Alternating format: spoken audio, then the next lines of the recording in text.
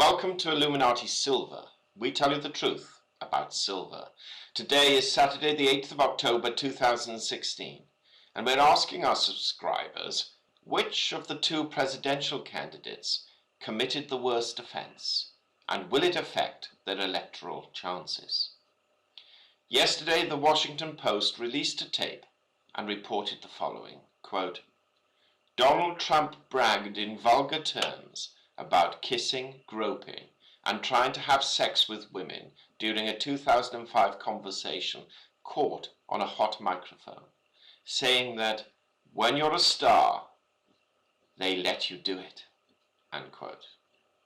The video captures Trump talking with Billy Bush, then of Access Hollywood, on a bus with the show's name written across the side. Let's listen to what was said. We remind listeners that impolite language is used.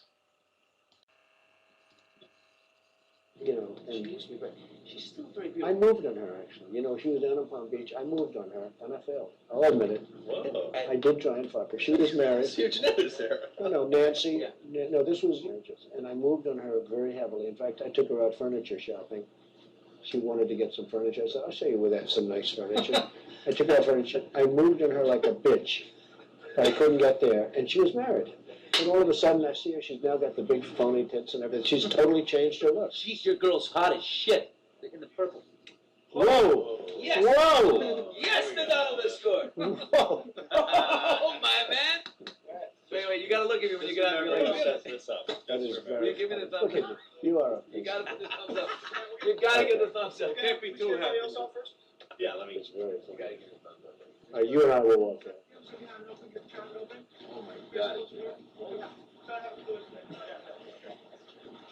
Maybe it's a different one. Better not be the thumbs. No, it's her. Yeah, that's her, with the gold.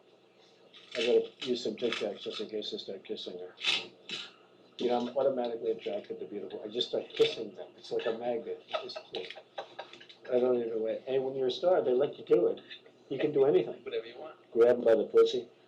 You can do anything. You know, it's nice. All I can see is the legs. Trump's response to this revelation was, quote, I've never said I'm a perfect person, nor pretended to be someone that I'm not. I've said and done things I regret, and the words released today on this more than a decade-old video are one of them. Anyone who knows me knows these words don't reflect who I am. Unquote. Although Hillary Clinton tweeted that Trump was not to be considered fit to be president, which everyone expected, some members of his own party were critical. House Speaker Paul Ryan said he is, quote, sickened, unquote, by Trump's comments, and added that the Republican presidential candidate will no longer appear with him at a campaign event in Wisconsin on Saturday. Republican National Committee Chairman Reince Priebus, who has stood by Trump uncritically through numerous controversies, said in a statement, quote, no woman should ever be described in these terms or talked about in this manner. Former presidential candidate Mitt Romney said in a statement, quote, hitting on married women, condoning assault. Such vile degradations demean our wives and daughters and corrupt America's face to the world, unquote. Senate Majority Leader Mitch McConnell said the comments are, quote, repugnant and unacceptable in any circumstance, unquote. A host of other commentators and politicians distanced themselves from Donald Trump, and even Fox News anchor Sean Hannity, a friend and supporter of Trump, admitted he was out of order, before then comparing it as light in comparison to the actions of Bill Clinton. On the other side of the coin, Hillary Clinton had a bad day too.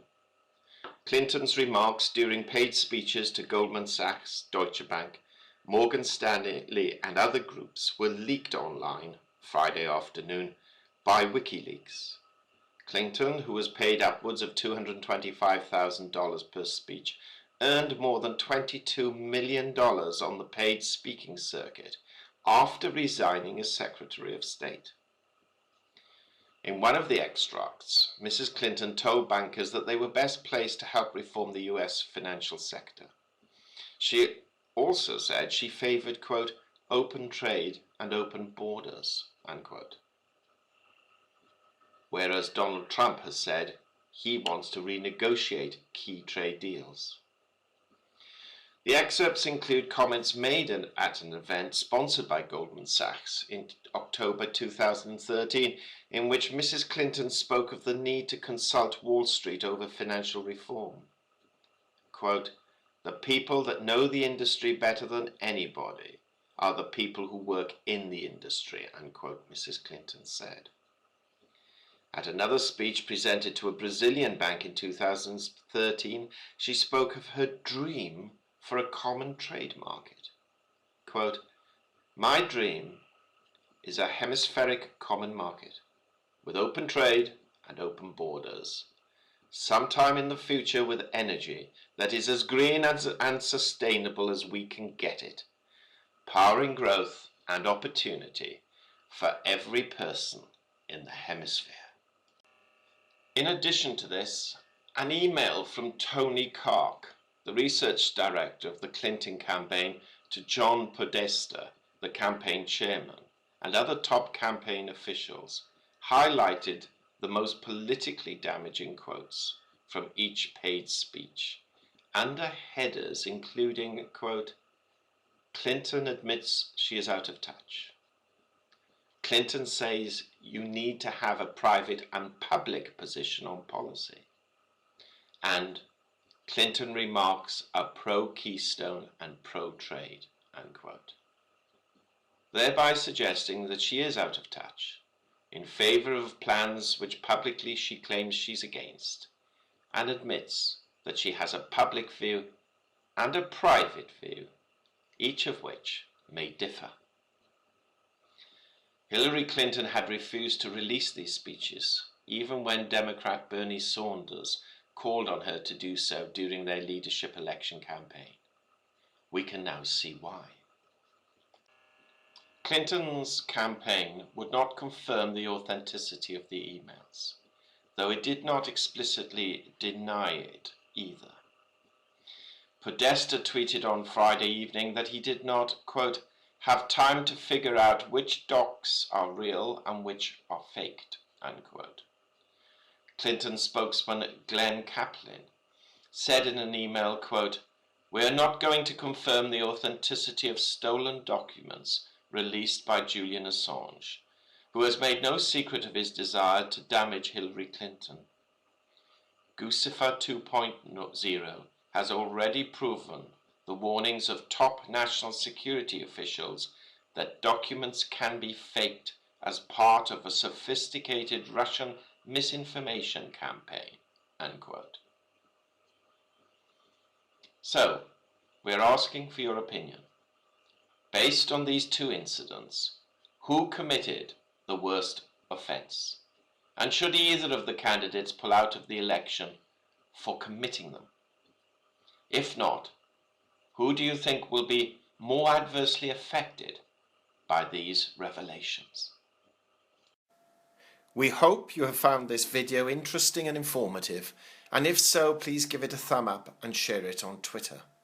Also, kindly visit our website at illuminatisilver.com, and if you haven't already done so, please subscribe as a free member for regular email updates and offers.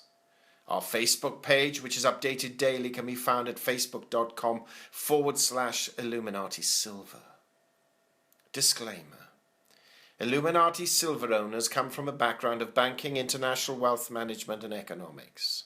Having now retired from these worlds, we are not qualified to give investment advice.